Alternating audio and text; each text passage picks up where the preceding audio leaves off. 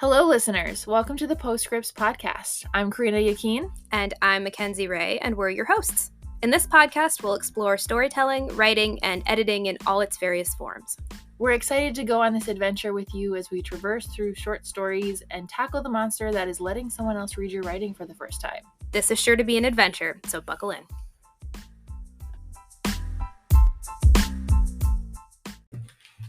All right, we're going. We're here. We Yep. have a guest. We have two guests. This is exciting. We have Aurora. Yep. She just woke up from She a has- very short nap. She has the hiccups, and she wants to grab the mic. You say hello? Okay. Wonder what that's going to sound like. And we have Laura. Hello. Our social media manager for at least kind two of. platforms. I'm not doing great with it Yeah. so far, but I'm trying. It's a little weird because this is going to air out of order, but like we did an introduction for her recording the Halloween episode. Yeah. As if like no one's ever heard of her or met her Yes. before, but this one's going to come out first. Yes. So it's going to be a Well, little... you know what? Who said we were professionals? No, absolutely no one. Absolutely no one has said that. They're having a whole conversation. They in the are having a background. whole Do we want conversation. to We start should this probably over or say, wait? yeah. Yeah. Let's wait. I can always edit this part out as well. Well, that's true, but we can wait. We can pause it and wait. Guys, go talk in the other room.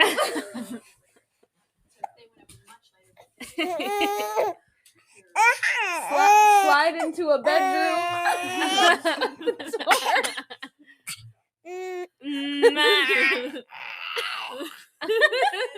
All right.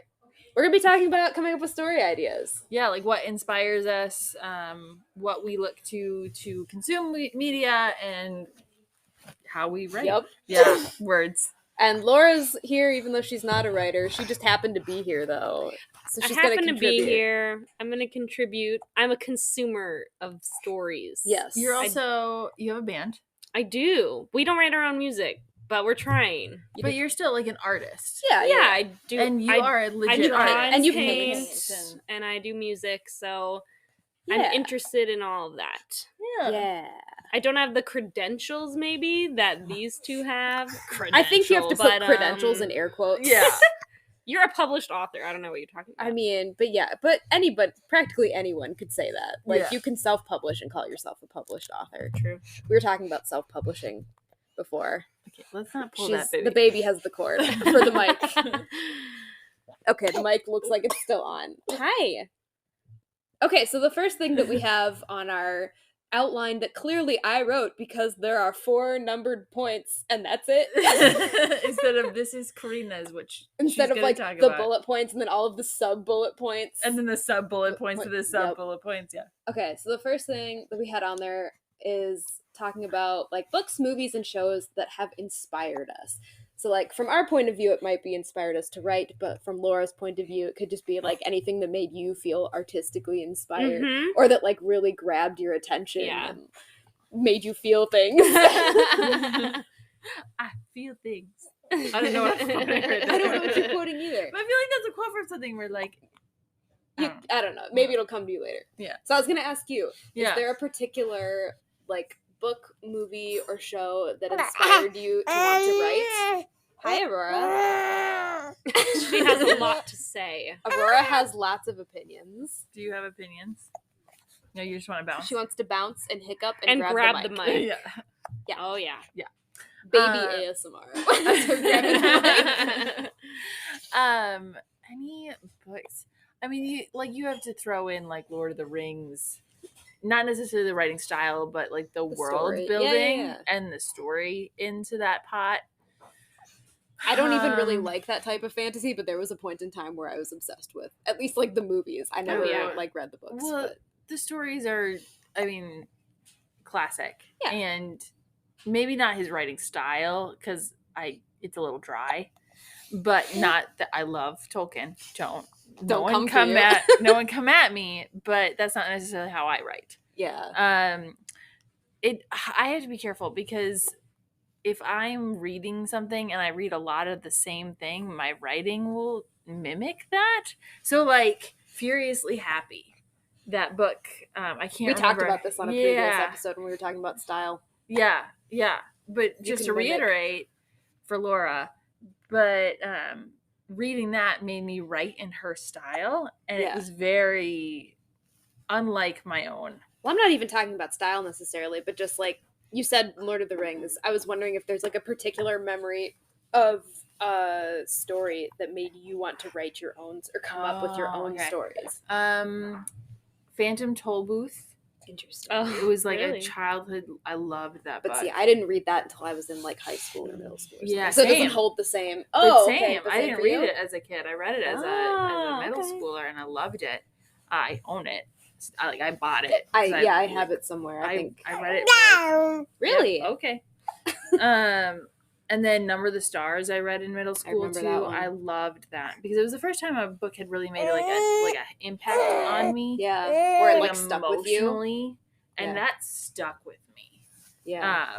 Not only just driving like, stories can impact people this way. They Yeah. can make you want to take in a family and hide someone who's being persecuted. But it made me realize that the impact that stories can have on readers and history and different movements. I mean, look at, for instance, I'm going off on a tangent. Look at, for instance, like letters from a Birmingham jail, right? But like those letters helped start a movement. Like he obviously started a movement, but it was his words and his speeches and like, yeah. That's like, those are the first times that I felt they impacted it. What about you, Laura? What are some you could go either books, movies, or shows that inspired you, or like stories that stuck with you or impacted you?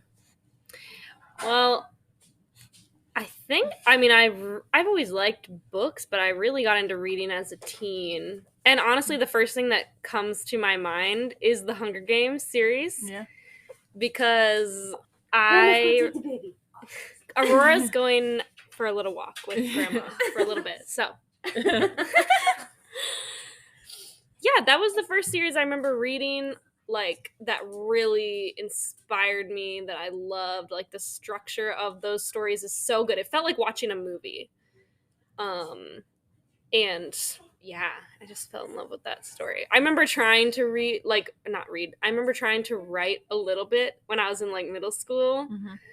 And like somewhere I probably still have some of those stories on a Google Drive somewhere. Mm-hmm. You're not going to look too hard for them. No, but I was really into like dystopian fantasy sci-fi at that time. I mean, world building in general, I think is like, it's really inspiring because they literally like make a whole world out of nothing. Yeah. You know? Yeah. What about you, Mackenzie? I have memories of being a little kid and having Mom read Harry Potter to me in the van. Mm-hmm. I think we were going to like visit somebody, and so we had like a longer van ride.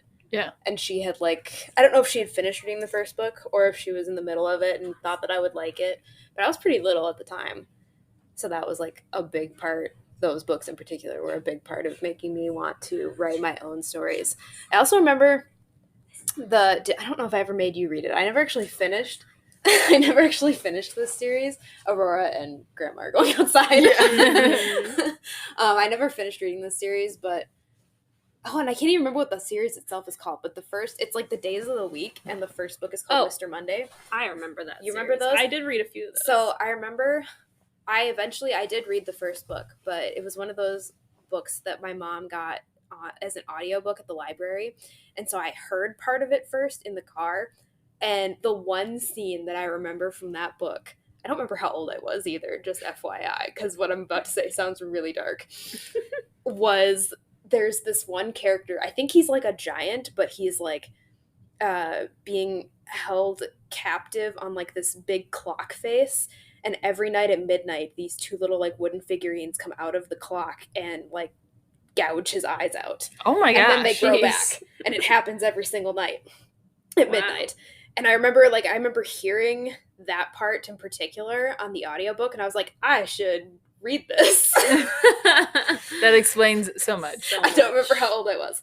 But like that in particular, I remember that book also making an impact on me. Tangent. Do you remember those existential like books that we found in the bookshop in Anoka, the new bookshop in Anoka, that were like the shapes?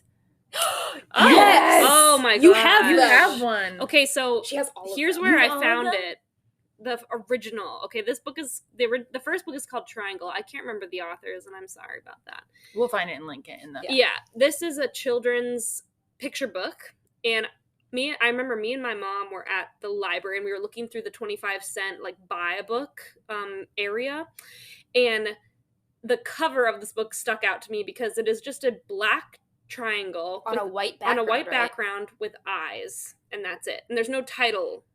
It on also the like it's cover. not super like polished or glossy. The style Oh yeah, of the it's like illustration. it's matte. It looks kind of like somebody sketched it out. Yes. Yeah, it's that style. And I picked it up and I kind of started to read through it, and it was just super like it's weird. odd, It's kind of odd, but it was like funny. It gave me an existential crisis. Yeah. I was like, what? Oh, is yeah. It life? weirdly, even though it's a Yeah. child's picture book, it like makes you feel kind of uncomfortable. Oh yeah. There's As sort an of a adult. disquieting like undertone to it, and then I didn't realize it was a series until I think one of you guys bought me Mom bought you Square, which is the next second one. book, and then Circle is the finale, guys. It wasn't as Circle's not as Okay, good as the other I ones. disagree. Circle is good. Circle. Wait, was that the one that like it ended with some sort of existential question? Yes. Now I think Square was the funniest one. And I really only remember that it made me uncomfortable. It does make you go look up these books. They're really weird. I'll link them. Yeah.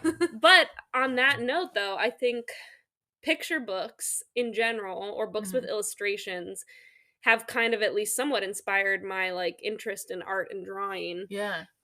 You know, it's cool how imagery can sort of help bring a story to life. And the one that pops into my head, which I never actually read this book, but do you remember Hugo Cabaret? Yeah. I did read that book. Yeah, I remember the art was amazing. The art was so cool. I would just look through I didn't read it. I just looked through all the pictures. It's a huge book, first of all. But massive. The illustrations are such a huge part of the story. Yeah. Like, there would be whole sections where there's no words, it's just pictures. But they aren't... Oh. Yeah, did you ever read this? I know, I watched the movie. There was a movie? Yeah, there was. Okay. Yeah. I don't Isn't remember like Jude Law in it or something? I don't know. Like that? Chloe Grace Moretz is in it. Oh, okay. Pretty I sure. remember none of this. But I did read the book, and I remember I loved... We might still have this book somewhere, I don't know.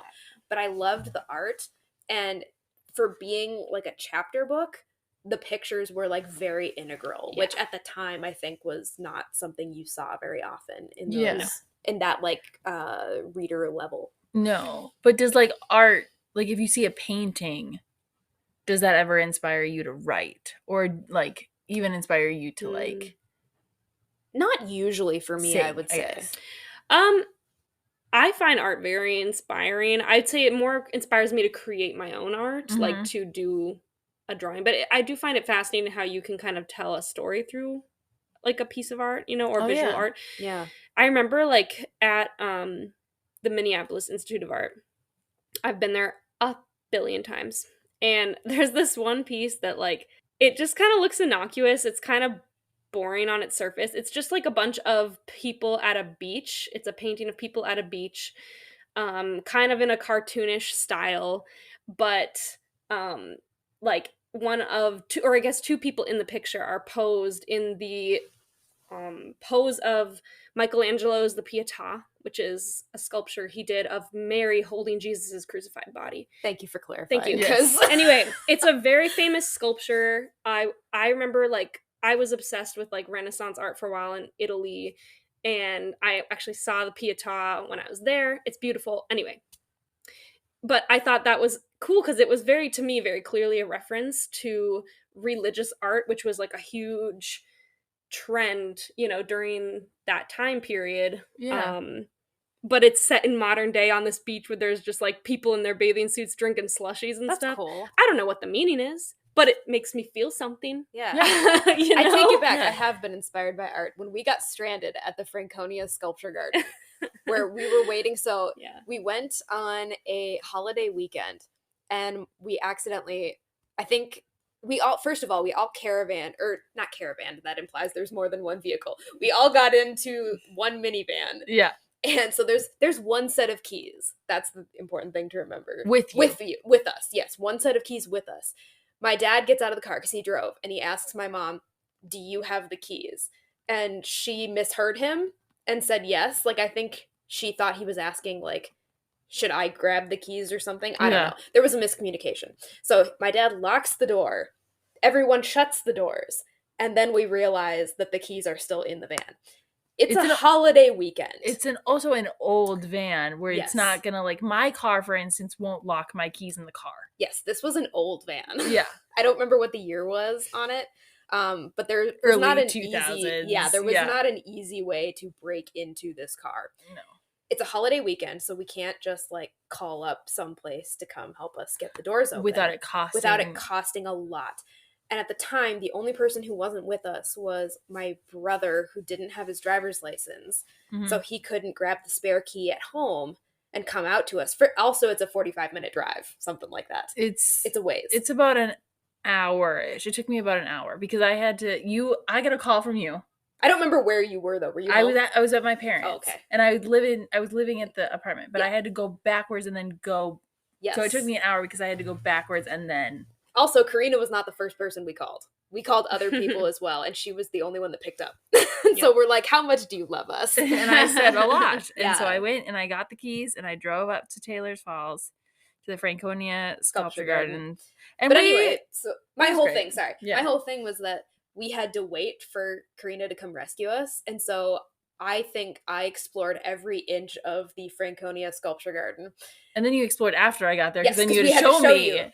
And so I think it was my book, The Back of Beyond, where, like, the part of the setting was inspired by the Franconia Sculpture Garden and, like, certain things that, like, this, like, weird things that one of the main characters encounters was, like, inspired by some of the sculptures there. So that's I said no at first, that art didn't really inspire me. It does.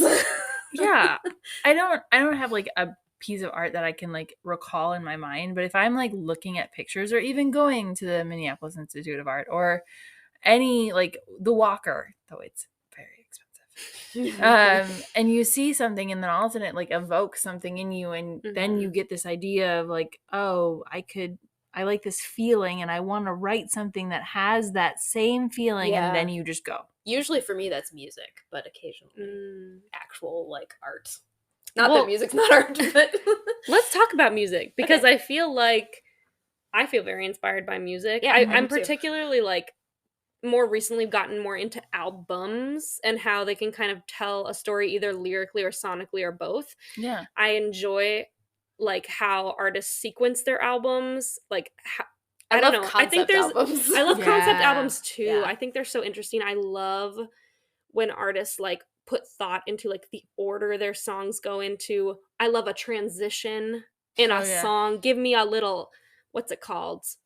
Like an interlude? Interlude. Give me an interlude. Panic at the Disco used to do that all the time. Yeah. They would have, like, a little, like, 30-second interlude. Yeah. I love that. And I love when the music videos also are, like, part of the story too. Yeah. Oh. Yeah. I love when people just take, like, multiple forms of art and kind of weave them together into, like, a multimedia project. Yeah.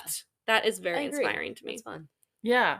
I mean, like, I think my favorite concept album, like, of late, it's an old one. It's Clipping. Yeah. I can't remember the name of it. Wow, I'm really bad at this. I can't. But it's about a ship of slaves in outer space, and there's a rebellion, and there's one survivor, and it's a slave who survived, and the AI who, like, is in charge of the ship slowly starts to fall in love with him, and then protects him from the. At least I think that's what it's about. I don't know. It's rap, so he says things really fast, and then I have to read them, and then I'm not sure I interpreted it right. But that's what I think it's about. But it's really good, and I really liked the idea that, like, it's Daveed Diggs is the main rapper on the album with I think there's 3 of them in the band. Clipping. I don't know. But he's, as far as I can recall, and I could be totally wrong, he's a Black Jewish man. And, like, from his own history and from the history of his people, telling the story of, like, a modern, not even a modernized, like, a in the future sci-fi version of it. I think it's a different way to get people to react. So you're not like telling history and people are like, I know about this. You've told me this. But then you recreate it into something that's different. Yeah. Same story with different tweaks, and you put it in a different setting with some little differences. It's said different like a million times in different ways. But can you tell I'm tired? But it evokes something in you than listening to it in a history class. Yeah, that made me think of, do you guys, I don't remember if you, Laura, saw this with us, the movie Warm Bodies. Yeah. We definitely, I remember, were you there with us? I was there, yeah. I remember, Karina, so we used to go to the movies all the time. We lived at the movie theater. And so we saw Warm Bodies. Tuesdays. Yeah. We saw Warm Bodies when it came out in theater. And I remember it got to, it's like the middle of the movie. And all of a sudden, Karina leans over and whispers in my ear, oh, it's Romeo and Juliet. Like, we just figured it out. It's like the balcony scene. Yeah. I like things like that, though, where it's like you take an old story that everybody knows and you reimagine it. You know what really makes me mad? Everybody thinks Romeo and Juliet is about young love and how nobody young should fall in love and love is awful. That's not what it's about. Romeo and Juliet is a cautionary tale of what happens when your parents don't parent. That is my opinion as someone who has a degree in this. Anyways, I hated Romeo and Juliet. I have a new appreciation of it now that I realize that it's literally about like what happens when your parents take something, like take a feud that no one remembers what the feud is what happens when your parents take something that's like a fight and make it more important than their family. Yeah. That's what Romeo and Juliet is about. That's my opinion. I never really enjoyed Shakespeare all that much anyways. The one I will say that I enjoyed, but only because of the way it was taught, was Twelfth Night. Ugh, love it. But like we did it in a way where I feel like I had my English class when we read that was there were just like a lot of funny people, and so our teacher had several like volunteers get up and act out certain scenes, and so they were funny and it was a comedy. And do you remember? I don't know if you've ever heard this story. Do you remember the language arts class where we were reading Romeo and Juliet? Is the balcony scene? Someone who is very smart. Book smart, but not. We grew up very sheltered in a very sheltered school, so that's the context of this. Asked, what are they doing in the balcony scene after Romeo climbs up the balcony and goes in the room and fades the black? He goes, well, what are they doing? And someone else in the class goes, they're baking cookies. And he's like, really? Genuine question. And one of our friends from across the room goes, no, they're having sex. And like everybody just stops and then bursts out laughing. I also remember being told, this was not my class, I think maybe it was your class for 12th night. Somebody had like proudly announced that they were a eunuch, and then one of you guys like leaned over and whispered what a eunuch actually was, and he's like, oh no, I'm not a eunuch. Was that my Or it was my class. Yeah, I was about to say, it wasn't. I remember hearing about that story. Or like, I want to be a eunuch. It was somebody else's class. It was bizarre. Romeo and Juliet brings out the best in people. The eunuch one was 12th Night. But circling back to the topic, the number of times that we can link this, right? Okay. The point is, people have been taking inspiration from stories that have been around for a long time, and creating new art based on that story. Yeah. I mean, just to bring it back to the topic. Yeah. We need guidance to bring us okay, back here's my question to guide the next part of this podcast. So, have you ever created something, a story or an art piece or a song or whatever, directly based, like as a direct inspiration from something else? Because we kind of talked about what generally inspired us. Yeah. Okay, so what were those things? Do you want me to go first, or do you want to? My admission story that I'm writing right now to get into grad school again is based on the women of the. Thank you. Sorry. I'm taking it as a compliment. Okay. It means I try really hard. You do that. Wow. Gosh. This is getting aggressive. No, it's playful bullying. Banter. It's playful bullying. Yes. Anyway, it's based on the women of the French Resistance. There's 230 women who went on a train in winter. The book is called A Train in Winter. It's a nonfiction historical retelling. They went to Birkenau, and only like 20 of them came back alive. Wow. So I'm retelling it in a modernized way for my admission story. For nice, interesting. Mine's gonna sound a lot less informed. All right, that's I feel like that's also a trend. Yes. You have a really well thought out answer. Hey, also, this is like the first episode where I'm not eating something, or no one is eating anything. This is great. Yeah. You should continue. Oh, I thought for a second I thought you meant like I should go get something to eat. No. I've been thinking about getting ice cream this entire time. We could get ice cream. Yeah. All right. Bye. She's not going to listen to my answer. That's cool. I'll keep talking. No, mine's going to sound way less well-informed than your answer did. It's also something I'm currently working on. I decided, there's a whole story about how this kind of came about. So, one of the short stories that I wrote that Karina helped me edit was sort of like Halloween themed. Yeah. And I was like, I want to write something else that's kind of, it feels like it's in this vein. And then for some reason, I don't remember why this occurred to me, but I was like, oh, I could have like, it could be kind of trying to think of the best way to describe this. Kind of like, okay, the one thing that you're currently working on for me right now, where it's like each chapter is kind of its own story. Yeah. I was like, I can do something kind of like that, except it could be like magical realism. Of course. That's your favorite thing right now? It is my favorite thing right now.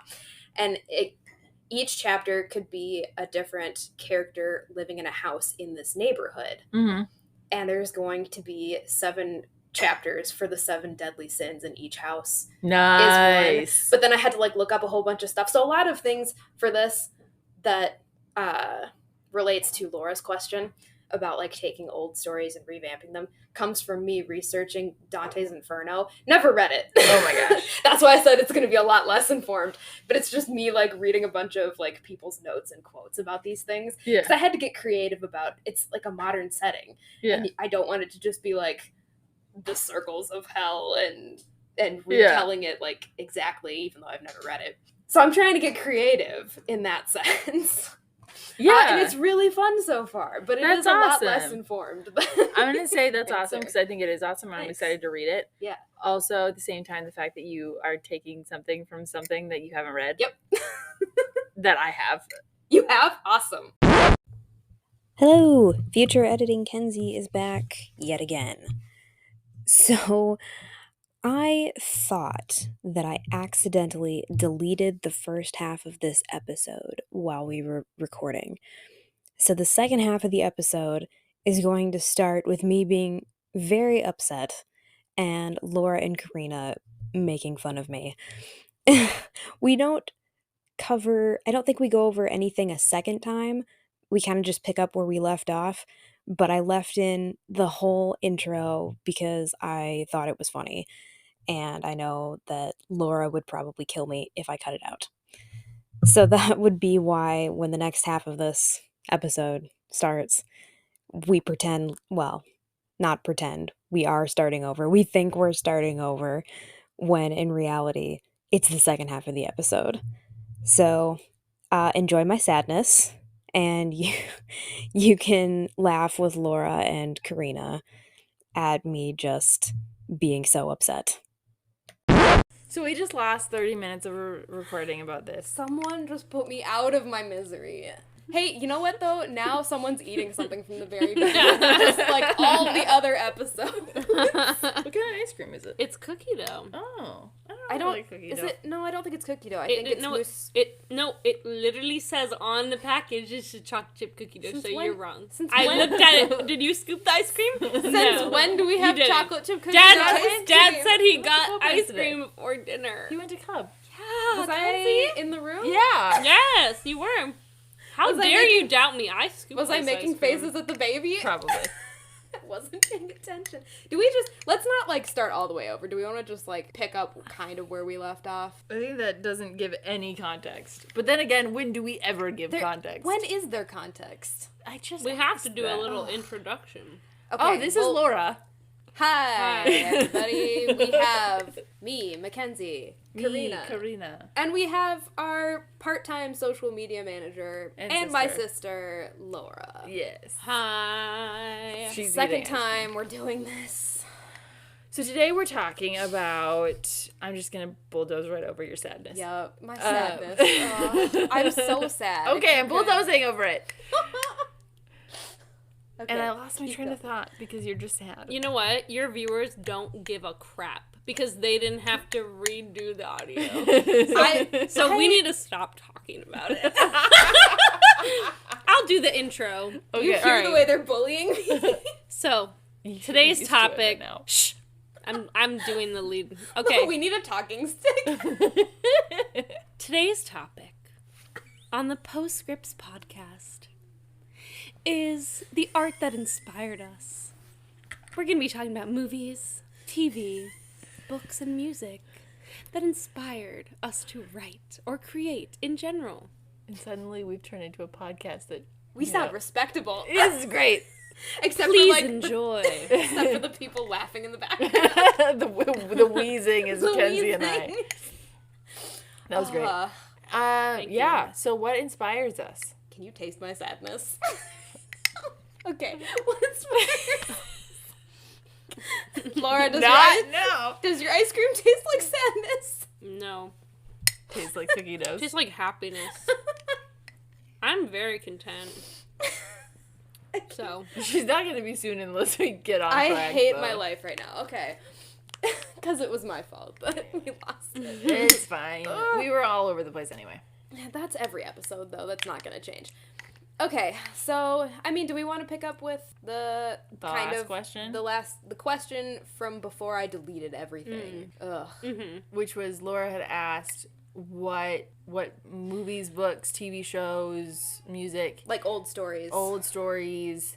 that have inspired us to write new stories, whether we're retelling them or we're taking bits of them. Yeah. Yes. Yeah. And that kind of came from a conversation we were having about Shakespeare, Romeo and Juliet. That story has been done to death a million times. But yeah, it's a thing I think all artists do, right?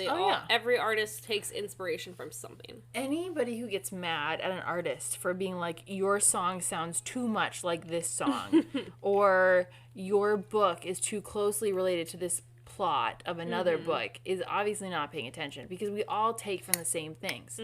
There are so many, in every creation story, there is a flood. Yeah. In every creation story, in almost every religion, there is a flood of some sort. You went way deeper than where my thought was going. My thought was going to, like, fairy tale retellings. People, like authors especially, love to do that. Oh, yeah. I mean, you can do it well, or Disney... you can... Well, yeah, that's a whole other... Disney is has just like... built its empire on the back of Hans Christian Andersen and the Grimm's brothers. I thought you were going to go with, like, retelling stories, because, like, Disney's going through that whole wave of making live-action versions of literally every single classic Disney movie that they've ever made. Some of them don't suck. Yeah, pretty much. Yeah. Don't sue me, Disney. I don't have anything. We haven't said anything they can sue us for yet, right? That's true. Laura, that's the last Disney does not know we exist. No, That's absolutely true. not. That's true. Wouldn't you love to be on Disney's radar, though? Like, Oh yeah, it's Even to have badly. that level of success. Like, you're on Disney's radar. Oh gosh.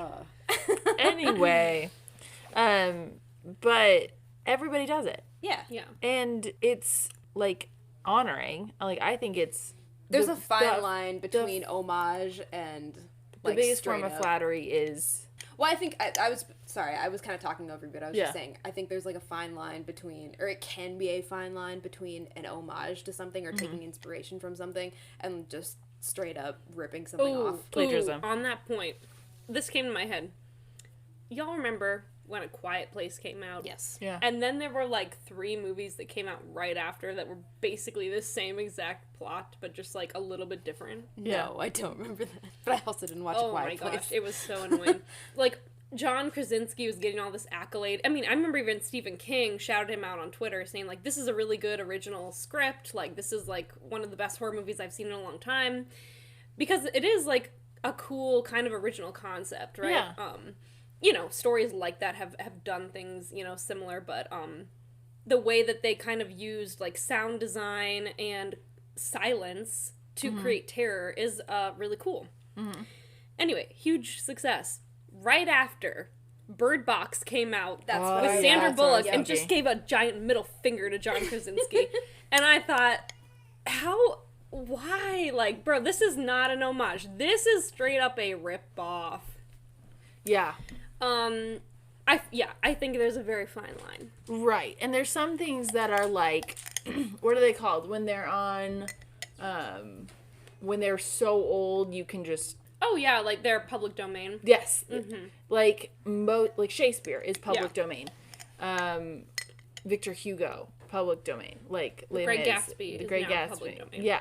Things like that, that you can take from, and it's not technically plagiarism, but I feel like Warm Bodies, for example, was just bad. It was just bad. I enjoyed it. It was fun. It was just...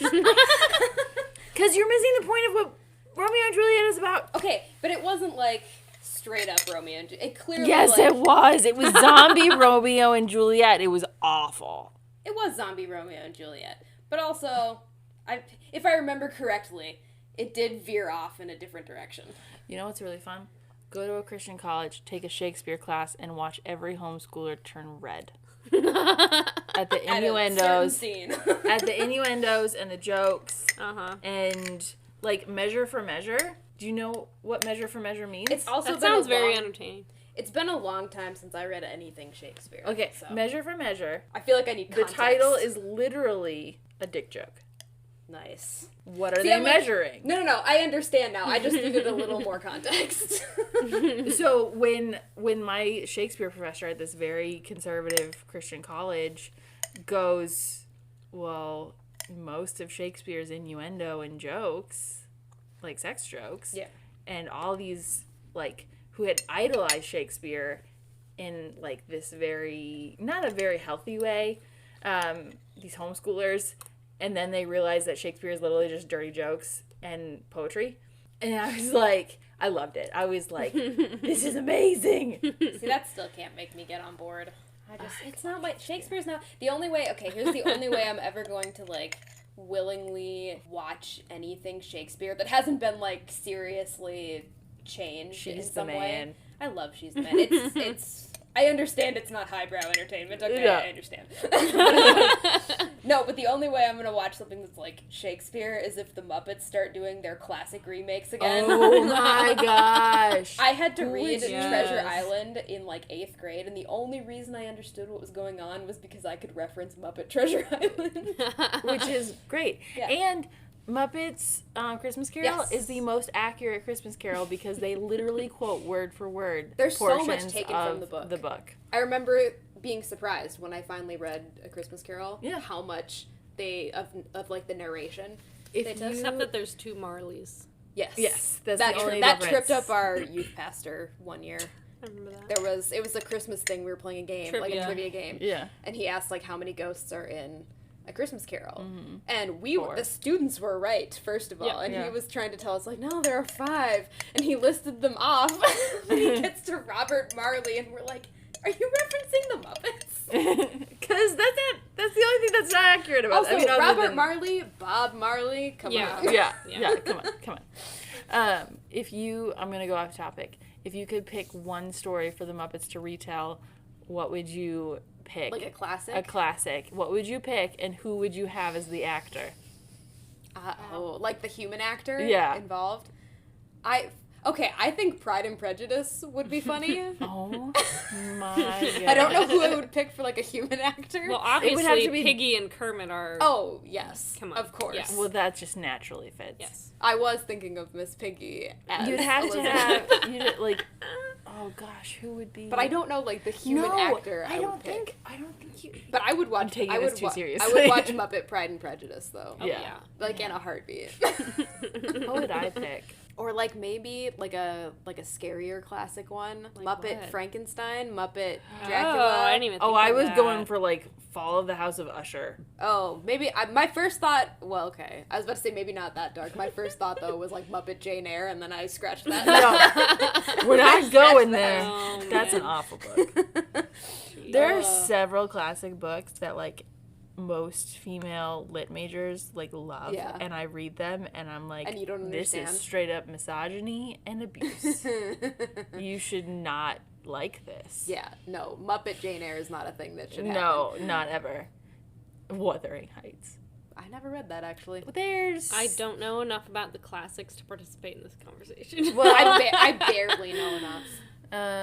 See, okay, I didn't Gosh, I actually feel like I like had Dracula when I had to read Yeah. Dracula. I wanted to like Dracula, but but I did it's not very. But if it was Muppet Dracula, you bet I would watch that. Yeah, but I feel like Muppet Frankenstein would be good. Muppet Yeah. Frankenstein would be That'd good. be fun. But that's also a pretty dark one. How would you do, like, the gathering pieces of corpses and putting No. them together? How does that I feel like the translate? Muppets could do it. How does that translate to Muppets? I feel like, and then it would have to be Frankenstein would be the human. Would it? Okay, maybe. Who would be the human in Muppet Frankenstein? I don't know. Benedict Cumberbatch. Okay, that's actually, that feels solid. The only reason that I think of that is because he was on stage doing Oh, Frankenstein. It was a two-person Got it. play between him and the guy who played Elementary.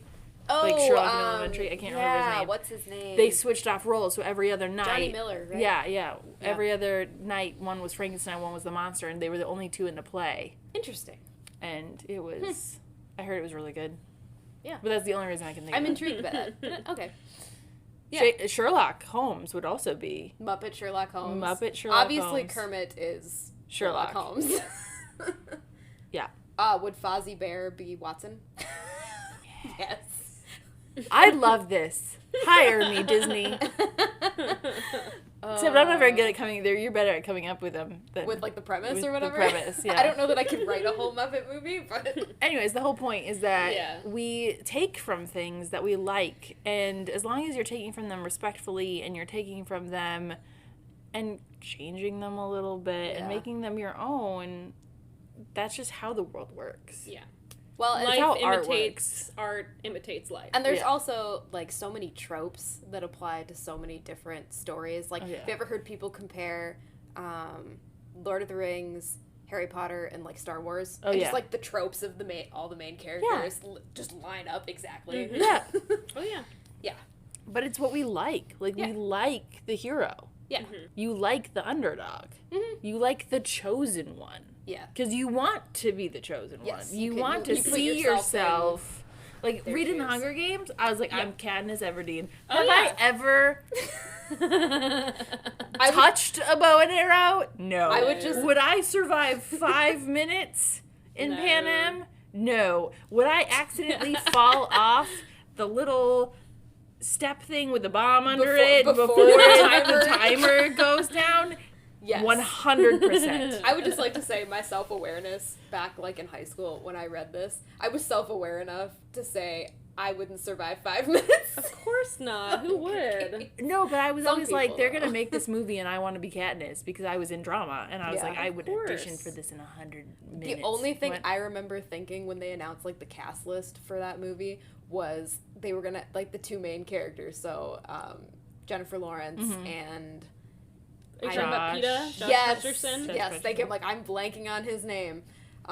Their hair colors were opposite. I'm like, they're gonna Yes. have to dye both of them are gonna have to dye their hair. That's the only thing I Yeah. remember thinking. You're like, well then, screw you guys.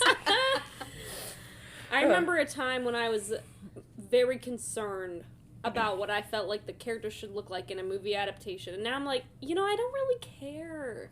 As long as they kind of, like, give off the essence of the character, yeah. I'm like, it doesn't really matter. No, you get so caught up in, so It's, caught up in the details Yeah. that you miss the point. Yeah. Yes. You can't see the forest for the trees. Yeah. You can't see the Yes. trees through the forest. Okay. I think I said it right the first Yeah, time. no, I wasn't listening to you in all honesty. I was just saying yes and looking at my computer. I feel like that's most of our friendship, though, is you just saying things and I'm smiling and nodding and pretending. That's so sad. Not Ouch. not most of our friendship, but a lot of the times when you're talking to me. Wow. Okay, this is all coming out wrong. It's getting worse. It's not getting better. I sound like a terrible person. Moving on. I forgive you, by the way. What? I don't know if you do, based on what you just Anyway, okay, moving on to point 2, because we talked about point 1 a lot in the first half that we recorded that I deleted. We can maybe, I don't know, circle back to that. Are you trying to see how long we've been talking? No. 17 minutes. Oh, the second point is writing what you want to read. Ooh. Oh. I like this. So I think there are two. Karina's yawning. I'm gonna keep talking. I think there's 2 schools of thought that like people can fall into when you're trying to write, and that's like trying to write what you think is like literary or what you think you should write. Karina just rolled her eyes. And then the people who like maybe lean a little too heavily into what they want to write. Oh yeah. You know what I mean? Okay. I think there's a happy middle ground, but like sometimes I don't know of a better way to say this, but you like lean too far into what you want to write and it just becomes self-indulgent. Oh yeah. You know what I mean? Yeah. Yeah. I think it's Do a spectrum. Do you mean versus what people would want to read? Well, I was saying, so the second point in my outline of 4 points that I wrote without any help from Karina, clearly, because there's not a whole lot on there, was write what you want to read. So it's like, if there's a story that you want to read and you can't find it out there, write that story. Oh, sure. But I was saying, I think there is a spectrum between, like, people that write what they think is, like, literary and what they think they like what a book should be. And then people that go too hard in the other direction where it becomes self-indulgent. It's almost like the first point is like almost like write literary.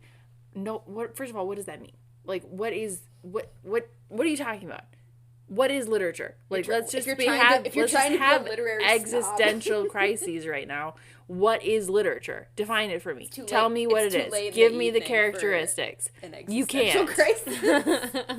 Anyway, as a lit major, you cannot tell me that Lord of the Rings is not literature because it's also fantasy. Yeah. Like, you cannot. Yeah. Anyways, that wasn't the point I was trying to No. But I'm getting there. Okay. But the minute you try to make the writing something is the minute you fail. I think I understand what you're saying. So the minute you try to push your own agenda on a story is the minute it's not going to come out well. It's not going to be what you want it to be. Stories are living things. The amount of times that I've written something and been like, whoa, what's happening? Like, I have no idea the character was going to do that or say that or we're going to go in that direction, but it feels right. This is a reference to our 3rd episode when we talked about gestating and birthing a story. Yeah. They're living things. And sometimes you find stories that make connections and things that you didn't plan to put in there. They just happen. Yeah. The minute you try to force a story into something that it's not supposed to be or something that it doesn't quite fit right into, or that you put your own agenda because you want the story to be big, is the minute it's going to fail.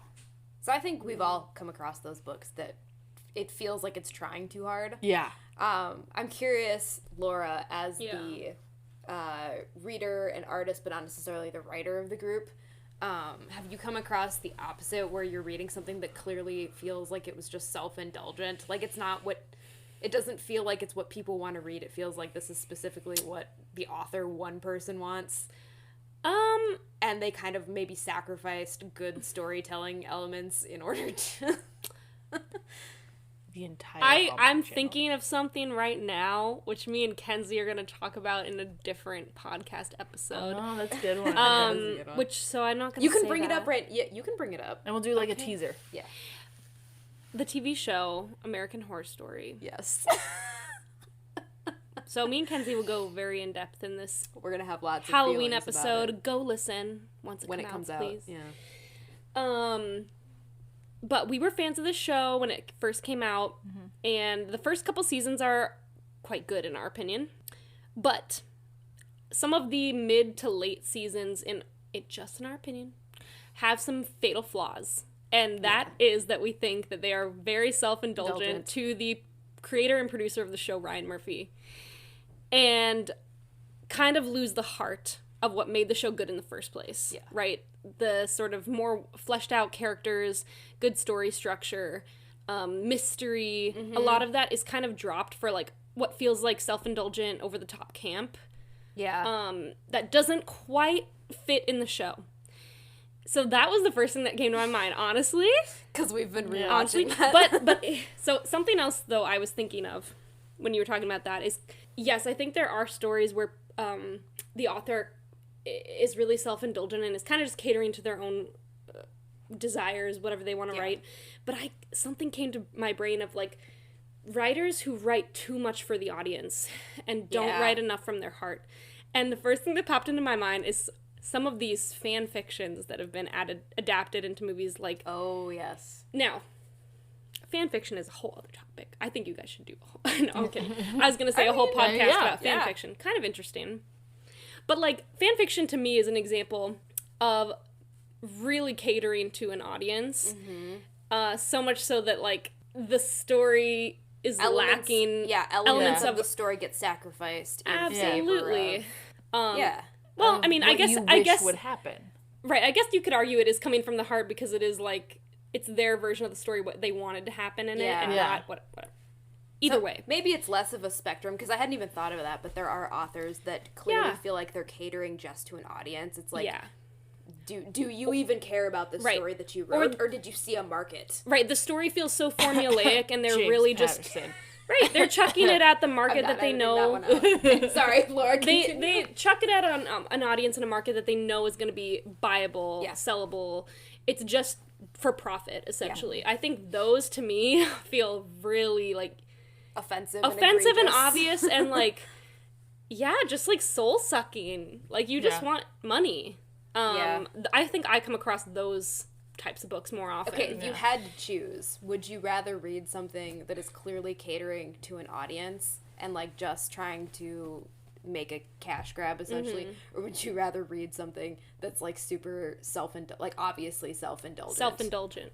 100%, because at least it's like guilty pleasure almost. Yeah, at least they're doing it for themselves. That's better than doing it just for profit. Yeah. So maybe it's less of a spectrum and more of a Venn diagram of like there's like the people that are trying too hard to be literary. There's the writers that are way too self-indulgent, and then there's the writers that are just catering to a market. Yeah. You want to land kind of somewhere. You do, because if your book's totally unrelatable to your audience, no one's gonna want to read it. It's not gonna be enjoyable. And if you're just catering to an audience, people can tell. Like, obviously, you're gonna make some money. Some people just don't care. They just want to read what they want to read. But, like, a lot of people are gonna be able to tell that that's what you're doing. Right. And then the way too self-indulgent ones, you'll get the people who want it as, like, the guilty pleasure kind of thing. But you're not going to get anybody else besides those people. Yeah, and then it just kind of grows. And you're not going to be taken very seriously. No, if that's the kind of writer that you're turning into. Yeah. Okay, that was my question. That was it. I don't know. Drawing from real life is my third point that I put on there. I know. So this maybe applies less to you unless you want to talk about like art and stuff. When you're like Laura, she likes to draw, she likes to paint, she's very good at it. Thanks. Very good at it.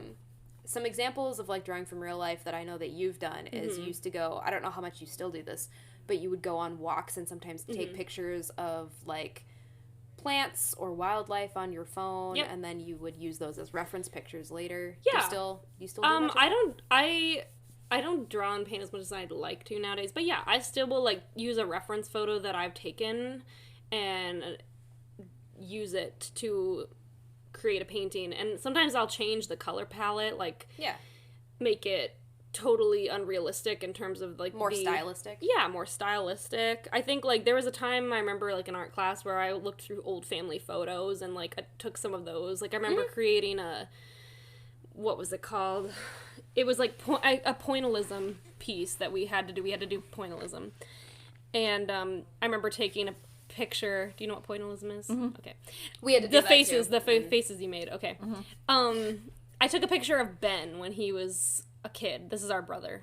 And one of them. It was him with like sipping a blue Slurpee or something. And I did it in pointillism. And I liked it. So, I mean, it's like whatever. I do enjoy art pieces that are just like, what? Right? It's just like a piece of their life that like slice of life type yeah, of like things. I remember hearing recently about some art installation where someone recreated their bed and what was around their bed during a depressive episode and put that in a museum.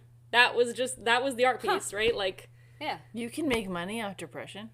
yes, you can. That's Absolutely. That's what every writer does. I can't write when I'm depressed. No, I'm not saying you write Well, when they you're didn't- depressed. I'm saying you right. take that. Yeah, exactly. Well, there's That's what every writer that does. like link. Isn't there like a link between like creativity and That neuroticism. neuroticism? I think Well, okay, scientifically, I don't know if that's true, but yeah, all think it writers is- are neurotic and all Yeah. artists are tortured.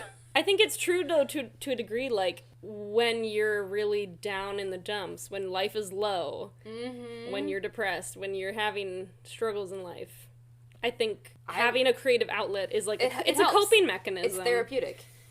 Bless you. Bless you. Thanks. I like to take things that are like feelings that I'm dealing with, give them to a character and make them deal with it instead. That's actually really healthy. Yeah. Is it? Yeah. I mean, Sometimes it doesn't feel healthy. I think it most of the time.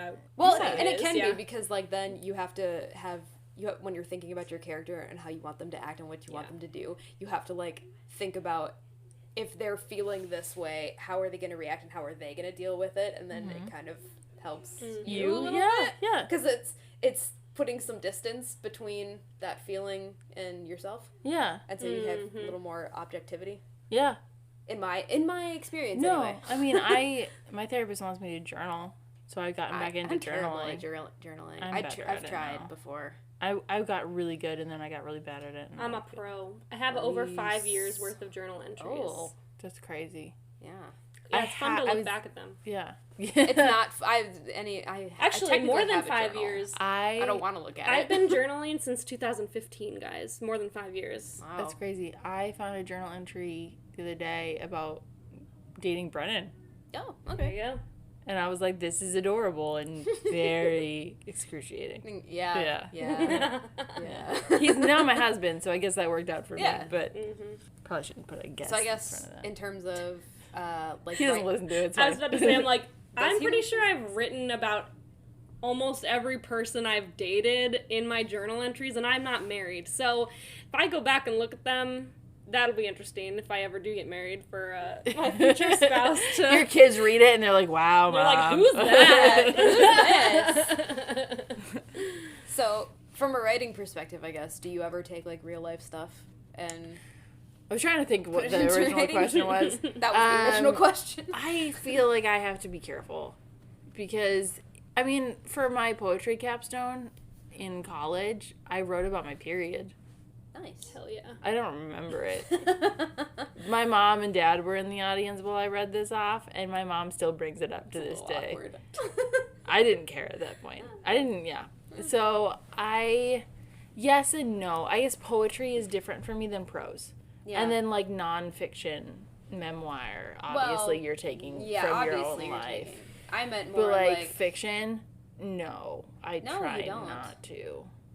any yeah. particular reason or I don't know. you don't know? Okay, so like for me, I don't feel like my life is, I can't romanticize it Mm-hmm. enough. Well, not even necessarily that. Like, I take stuff from real life, especially, like, my dad caught one in, like, the first thing that got published. I was just trying to, like, think of the layout of a house, and so Yeah. sometimes I take things from the house where I live. Yeah. And so, like, I mentioned, like, a family having a drawer full of games, and that's what we have. And my dad noticed it, and he goes, "Oh, yeah, it's the game drawer." Mm-hmm. So, like, little things like Oh, that. I suppose, Well, like, little things. yeah. Yeah, And or, like, bits Have of... you written characters based off people you know in real life? Kenzi? No. No. Okay, so here's what I have done. I've taken like elements of relationships that I have with people, and I've used bits of those. I've never like completely based, like, if I have two characters that are either like related or they're friends or something, whatever it is.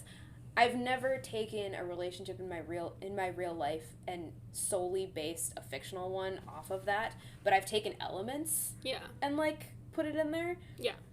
I've also taken like bits of conversation. Usually I'm pretty good about asking people, like, I'm trying to remember now who it was, and I can't think of it, but, like, I remember asking one of my friends, like, texting them and saying, hey, do you remember this conversation we had? Are you cool if I, like, use just a bit of it in a story?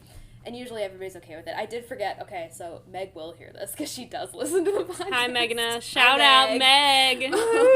In one of the first things that got published, I say that, but all 3 books were published together. So essentially the first thing that I published, there was a bit of conversation about, like, finding a college where juggling was a major. Yeah. And one of the characters is like, if you can find one, I'll give you $10. And that was the conversation that we had with Meg. And I forgot to ask her about it. So it got published. And I think she texted me later and she was like, haha, I liked this bit. I recognized it. I'm like, oh, I'm glad you're cool with it because I forgot to ask you. I guess I lied earlier because I'm writing a story about Aurora. Oh, yeah. I forgot about that too. Oh, really? Yeah, so my baby girl I'm writing a fantasy story about her, and then her brothers are in it, and you're in it. Yeah. And then it's supposed to be like a series, so, like, we're adding people in our lives that are in it, and it's so funny because they have superpowers. Like, the whole idea is that when they're 14, they develop these, like, magical powers, and that, like, only the royal line has these magical powers, and she's the princess, and she doesn't get hers. But so eventually Sorry. Kind of. Yeah. It is, a little bit. She does get them, but, like, she has to, like, work for it, and mimicry is her superpower. And she's just really good. Most babies are. It's Encanto mixed with, like, Sleeping Beauty, that setting. Sure. Right? Like, that sort of fairy tale-ish. / Sky High. He actually gets his powers, so. Yeah, and that's how writing works. You just put everything in a pot. You take a whole bunch of things, like add some paprika to it, and you're good. And movies and shows that you like, and you say, I like this from this movie, I like this from this book, I like this from this show, and we put it all in a cauldron, and we stir it, and you say, like, an incantation over it. I was going to say abracadabra, but I was about to say it wrong and say Avada Kedavra. Nice. And then you wave your wand over and say Avada Kedavra, and it's a totally different story.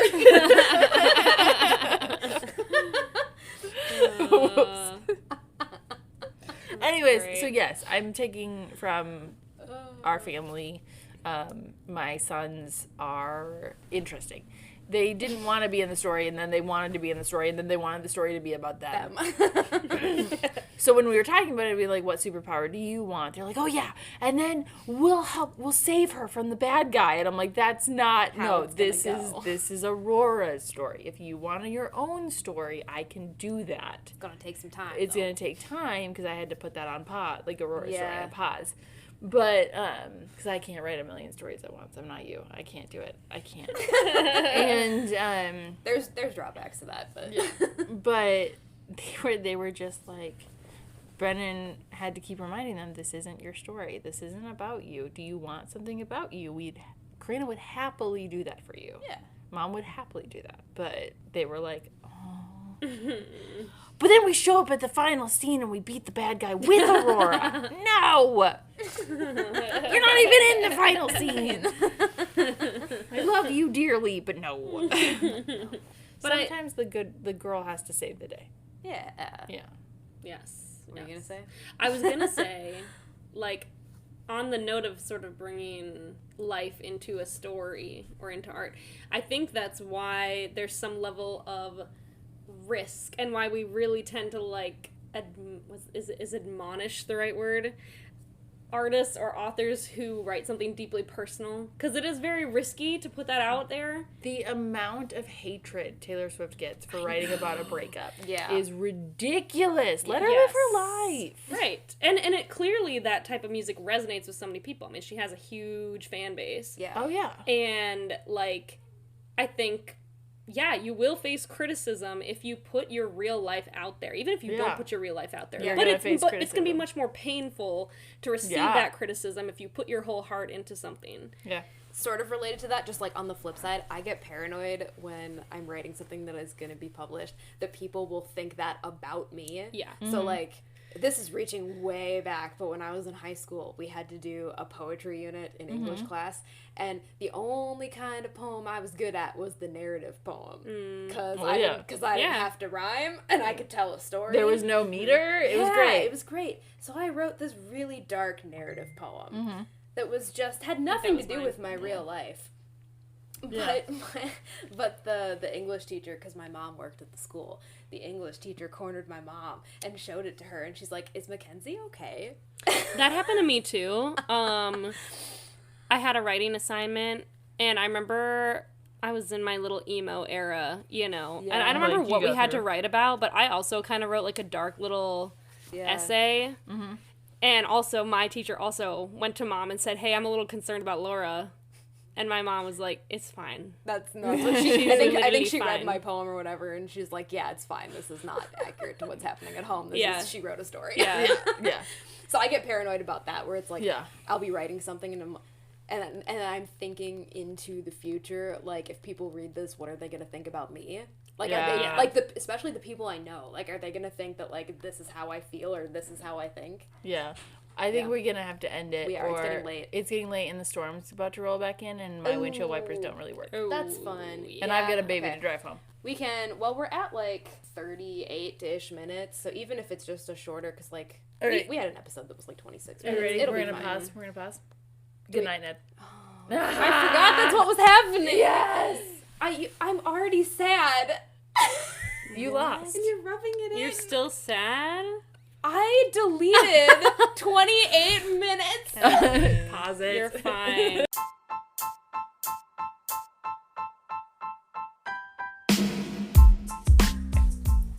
Thank you for listening to us ramble about stories. We're so glad you joined us. If you'd like to hear more, please hit that subscribe button. You can also find us on Facebook, Instagram, TikTok, and YouTube at the Postscripts Podcast. That's hard to say. We release shows on Wednesdays. If you'd like to submit a question or an idea for an episode, please email us at thepostscriptspodcast@gmail.com.